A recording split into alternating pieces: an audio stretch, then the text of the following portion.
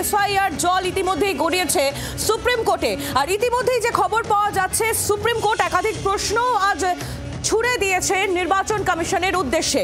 Voter এবং আধার card কেন বিবেচনা করা হচ্ছে না, নির্বাচন কমিশনকে প্রশ্ন সুপ্রিম কোর্টের। ড্রাফট লিস্ট প্রকাশে স্থগিতাদেশ দিল না সুপ্রিম কোর্ট। বিহারে এসআইআর মামলায় আপাতত স্থগিতাদেশ নয়, আগামীকাল জানানো হবে কবে বিস্তারিত শুনানি।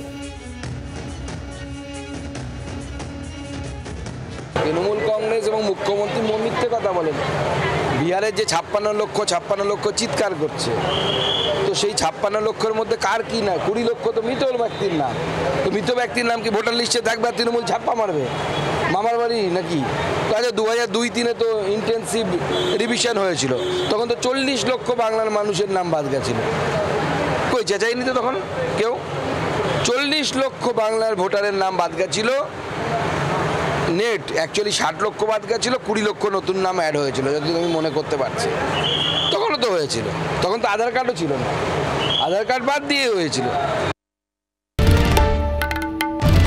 বাংলার আওয়াজ, বাঙালির আবেগ, জি 24 ঘন্টা।